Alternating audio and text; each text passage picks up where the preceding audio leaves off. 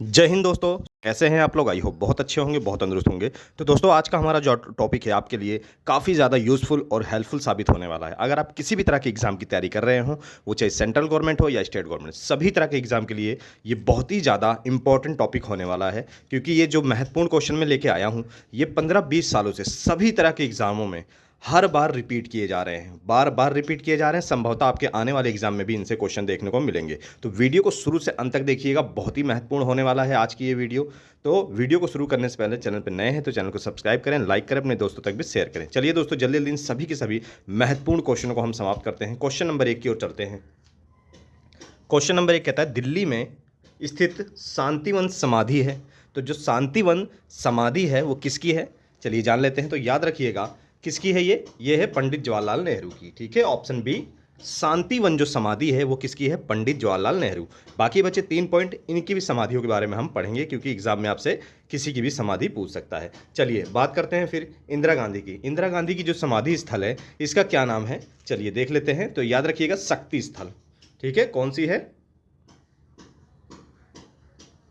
शक्ति स्थल जो है वो है इंदिरा गांधी की। और बात करते हैं लाल बहादुर शास्त्री जी की। तो इनकी समाधि स्थल का क्या नाम है? लाल बहादुर शास्त्री की याद रखिएगा विजय घाट। कौन सा? विजय घाट। इसको भी नोट डाउन करती रहिएगा, विजय घाट।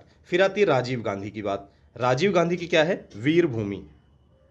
क्या है? वीर भूमि। ठीक है, सारे पॉइंट क्लियर हो गए आपको। चलिए आगे बढ़ते हैं अगले क्वेश्चन की ओर। अगला क्वेश्चन क्या कहता है, अजंता की गुफाएं कहां पर स्थित है, यानी कि किस राज्य में है? तो याद रखिएगा अजंता की जो गुफाएं हैं वो है महाराष्ट्र राज्य में। कहां पर है? ऑप्शन बी, महाराष्ट्र बिल्कुल राइट आंसर होगा। कहां पर है? महाराष्ट्र राज्य बिल्कुल राइट आंसर है, याद रखेंगे। चलिए आगे बढ़ते हैं। अगला क्वेश्चन कहता है, सालार जंग संग्रहालय कहां स्थित है? तो इसका जो राइट आंसर होगा वो क्या होगा? तो याद रखेंगे इसका राइट आंसर होगा हैदराबाद। ठीक है, ऑप्शन बी, हैदराबाद बिल्कुल राइट आंसर है, याद रखिएगा। चलिए अगला क्वेश्चन क्या कहता है, भारत का केंद्रीय औषध अनुसंधान संस्थान कहां पर स्थित है?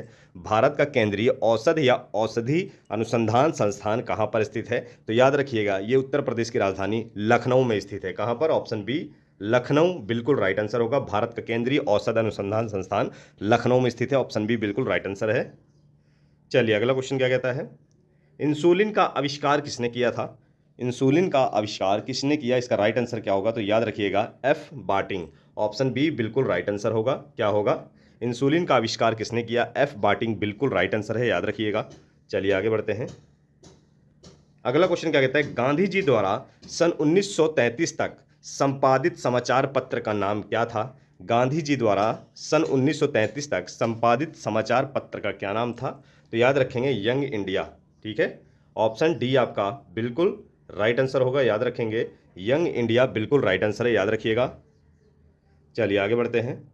अगला क्वेश्चन क्या कहता है, उस विटामिन का नाम बताइए जो किसी भी मांसाहारी भोजन में नहीं मिलता है। तो वो कौन सा विटामिन है जो धूप से मिलता है? Vitamin D. ठीक है, ऑप्शन सी आपका बिल्कुल राइट आंसर होगा। विटामिन डी जो है वो किसी भी मांसाहारी भोजन से नहीं प्राप्त होता है। ठीक है, याद रखिएगा। चलिए आगे बढ़ते हैं। अगला क्वेश्चन कहता है, मोनालिसा सुप्रसिद्ध चित्र किसने बनाया था? मोनालिसा सुप्रसिद्ध यानी कि बहुत ही प्रसिद्ध चित्र था, ये किसने बनाया था? तो याद रखेंगे इसका जो राइट आंसर होगा क्या होगा? Option D, option B sorry, Leonardo da Vinci. ठीक है, लियोनार्डो दा विंसी ने मोनालिसा चित्र बनाया था। ठीक है, याद रखिएगा। चलिए अगला क्वेश्चन क्या कहता है, तोताए हिंद के उपनाम से जाने जाते हैं, कौन जाना जाता है? तो इसका जो राइट आंसर होगा क्या होगा? अमीर खुसरो। ठीक है, ऑप्शन सी, अमीर खुसरो को तोताए हिंद के उपनाम से जाना जाता है, याद रखिएगा। चलिए अगला क्वेश्चन क्या कहता है, भारत में सबसे ऊंचा जलप्रपात कौन सा है? भारत में सबसे ऊंचा जलप्रपात कौन सा है? तो इसका जो राइट आंसर होगा वो क्या होगा? जोग प्रपात। ठीक है, कौन सा? ऑप्शन सी, जोग प्रपात बिल्कुल राइट आंसर है। भारत में सबसे ऊंचा जो जलप्रपात है वो कौन सा है? जोग प्रपात। ठीक है, ऑप्शन सी बिल्कुल राइट आंसर है। चलिए आगे बढ़ते हैं। अगला क्वेश्चन कहता है, निम्नलिखित में से कौन से देश पाल्क स्ट्रेट से जुड़े हुए हैं? निम्नलिखित में से कौन से देश पाल्क स्ट्रेट से जुड़े हुए हैं? तो वो कौन से देश हैं? तो याद रखेंगे ऑप्शन ए, भारत और श्रीलंका बिल्कुल राइट आंसर होगा। ऑप्शन ए, भारत और श्रीलंका 100% राइट आंसर है, याद रखेंगे। चलिए आगे बढ़ते हैं। अगला क्वेश्चन क्या कहता है, भारत का प्रथम मुख्य चुनाव आयुक्त कौन था? भारत का जो पहला मुख्य चुनाव आयुक्त था वो कौन था? बहुत ही इंपॉर्टेंट क्वेश्चन है, मोस्ट इंपॉर्टेंट। तो याद रखेंगे, भारत का जो पहला चुनाव आयुक्त था वो था सुकुमार सेन। बिल्कुल राइट आंसर है ऑप्शन बी, सुकुमार सेन। 100% आपका राइट आंसर है। ठीक है, बात हो गई ये पहले यानी कि प्रथम चुनाव आयुक्त की। ठीक है, याद रखिएगा। तो लेकिन वर्तमान में यानी कि 2024 में, ठीक है, 2024 में वर्तमान समय में भारत का मुख्य चुनाव आयुक्त कौन है? तो इसका राइट आंसर आप लोग जानेंगे, नोट करिएगा, बिल्कुल करंट का क्वेश्चन है, राजीव कुमार। ठीक है, कौन है दोस्तों? राजीव कुमार, नोट डाउन करिएगा इसे। राजीव कुमार जो है वो वर्ष 2022 से लेकर, ठीक है, वर्ष 2022 से लेकर, ठीक है, 18 फरवरी, ठीक है, 18 फरवरी 2025 तक ये भारत के मुख्य चुनाव आयुक्त रहेंगे। ठीक है, याद रखिएगा, 18 फरवरी 2025 तक ये मुख्य आयुक्त रहेंगे। ठीक है, मुख्य चुनाव आयुक्त रहेंगे राजीव कुमार। इसको आप लोग नोट डाउन कर लीजिएगा। चलिए आगे बढ़ते हैं। अगला क्वेश्चन कहता है, गुरु गोविंद सिंह द्वारा खालसा पंथ की स्थापना किस वर्ष की गई? गुरु गोविंद सिंह द्वारा खालसा पंथ की स्थापना किस वर्ष की गई? तो याद रखेंगे, वर्ष 1699 में की गई। कब? 1699 में की गई। ठीक है, आनंदपुर साहिब में। कहाँ पर? आनंदपुर साहिब में। एक चीज़ और जो है, गुरु गोविंद सिंह जो थे वो सिखों के कौन से गुरु थे? तो वो 10वें गुरु थे। ये भी याद रखिएगा, 10वें गुरु थे जिन्होंने खालसा पंथ की स्थापना की 1699 में। ठीक है, याद रखिएगा। अगला क्वेश्चन कहता है, सिखों के किस गुरु का जन्म पटना साहिब में हुआ था? सिखों के किस गुरु का जन्म पटना साहिब में हुआ था? यानी कि बिहार के पटना में हुआ था, पटना साहिब वहां पर है। तो याद रखिएगा, गुरु गोविंद सिंह। ऑप्शन बी क्या है? बिल्कुल राइट आंसर होगा गुरु गोविंद सिंह। ठीक है, याद रखेंगे, ये सिखों के कौन से गुरु थे? 10वें गुरु थे। ठीक है, कौन से गुरु थे? 10वें गुरु थे। तो पटना साहिब में इनका जन्म कब हुआ था? 1666 में। ठीक है, 1666 में इनका जन्म हुआ था पटना साहिब में, गुरु गोविंद, जो कि 10वें गुरु हैं सिखों के। ठीक है, एक पॉइंट और बहुत ही इंपॉर्टेंट है इनके साथ, तो इसको नोट करिएगा आप कि खालसा पंथ की स्थापना किसने की थी? मोस्ट इंपॉर्टेंट है। तो ये भी किसने किया था? गुरु गोविंद सिंह ने किया था। ठीक है, ठीक है, याद रखिए कब किया था? 1699 में। वर्ष याद रखेंगे, 1699 में गुरु गोविंद सिंह, जो कि सिखों के 10वें गुरु हैं, इन्होंने क्या किया था? जो है खालसा पंथ की स्थापना की थी। ठीक है, याद रखिएगा। चलिए, सभी पॉइंट क्लियर हो गए होंगे। चलिए आगे बढ़ते हैं। मुखौटा नृत्य का संबंध किस नृत्य शैली से है? तो याद रखिएगा दोस्तों, कथक कली से है। किससे है? मुखौटा जो नृत्य है इसका संबंध है कथक कली से। ठीक है, और ये किस राज्य का शास्त्रीय नृत्य है? मोस्ट इंपॉर्टेंट, कई बार एग्जाम में पूछा गया। तो ये है केरल। ठीक है, याद रखिएगा, केरल। ठीक है, याद रखेंगे दोस्तों, केरल। चलिए आगे बढ़ते हैं। अगला क्वेश्चन कहता है, रंगोली भारत के किस क्षेत्र की प्रमुख लोक कला शैली है? तो रंगोली जो है वो किसकी है? महाराष्ट्र राज्य की। ऑप्शन है बिल्कुल राइट आंसर होगा, महाराष्ट्र राज्य की लोक कला शैली है। चलिए आगे बढ़ते हैं। अगला क्वेश्चन कहता है, त्रिपिटक का धार्मिक ग्रंथ है, तो किस धर्म से ये संबंधित है, यानी कि किस धर्म से संबंधित है?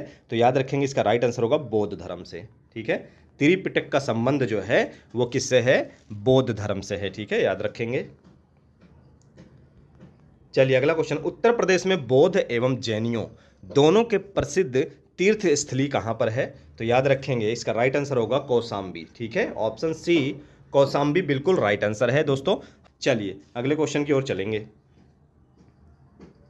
अगला क्वेश्चन कहता है, भारत का प्राचीनतम दर्शन है, भारत का प्राचीनतम यानी कि सबसे पुराना जो दर्शन है वो कौन सा है? तो इसका जो राइट आंसर होगा वो होगा सांख्य दर्शन। ठीक है, याद रखिएगा, ऑप्शन ए सांख्य दर्शन बिल्कुल राइट आंसर है।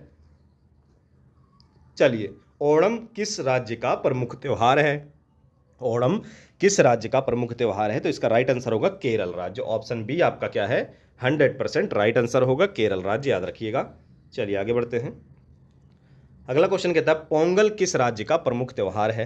पोंगल किस राज्य का प्रमुख त्योहार है? इसका राइट आंसर क्या होगा? तमिलनाडु। ऑप्शन डी आपका बिल्कुल राइट आंसर है, याद रखिएगा।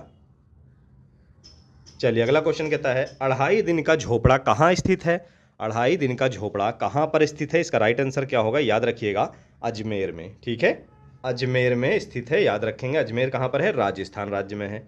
चलिए अगला क्वेश्चन क्या कहता है, भारत में ब्रह्मा का केवल एक ही मंदिर है, वह मंदिर कहाँ पर स्थित है? इकलौता मंदिर जो है भारत में ब्रह्म भगवान का यानी कि ब्रह्मा भगवान का है, तो वो कहाँ पर है? इसका राइट आंसर क्या होगा? तो याद रखिएगा ऑप्शन है पुष्कर बिल्कुल राइट आंसर होगा।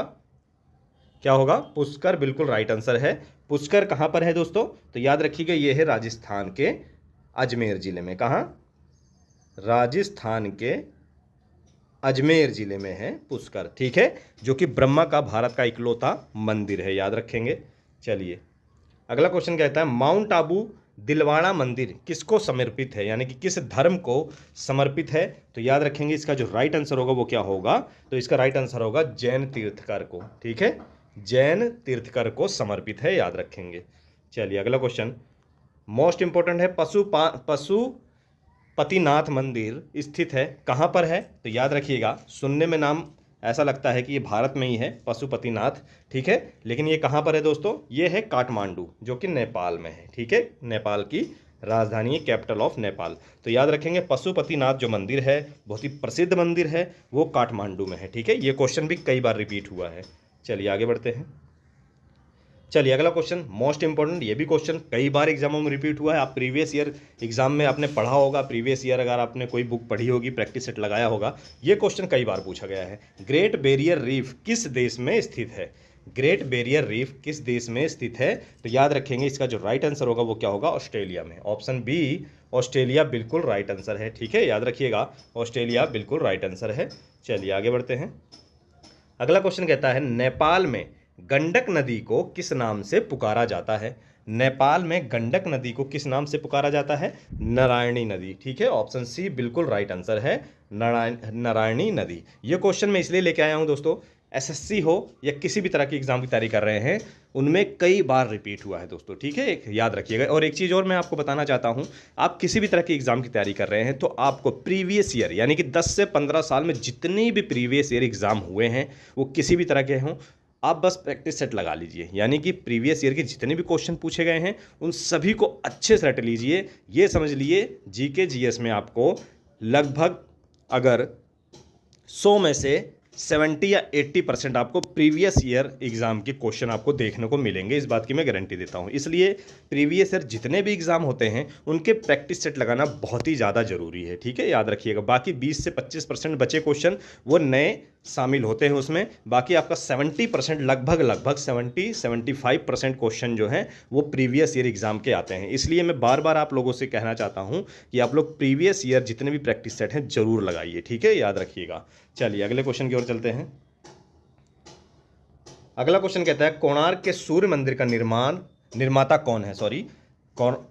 कोणार्क के सूर्य मंदिर का निर्माता कौन है, यानी कि इसका निर्माण किसने करवाया था? मोस्ट इंपोर्टेंट है, तो याद रखेंगे नरसिंह देव द्रुत्ति ने करवाया था। किसने करवाया था? नरसिंह देव द्रुत्ति ने इसका निर्माण करवाया था। एक क्वेश्चन और इससे बनता है कि कोणार्क का जो सूर्य मंदिर है वो किस राज्य में स्थित है, ठीक है, एक क्वेश्चन ये भी बनता है, यानी कि दो तरह के क्वेश्चन बनते हैं, इसका निर्माण किसने करवाया और इसका जो सूर्य मंदिर है वो कहाँ पर है। कोणार्क का जो सूर्य मंदिर है वो किस राज्य में है? ओडिशा में है। कहाँ पर है दोस्तों? इसको नोट डाउन करिएगा, ओडिशा राज्य में कोणार्क का सूर्य मंदिर है, ठीक है, याद रखेंगे। चलिए आगे बढ़ते हैं। अगला क्वेश्चन क्या कहता है 2.5 दिन का झोपड़ा का निर्माण किसने कराया?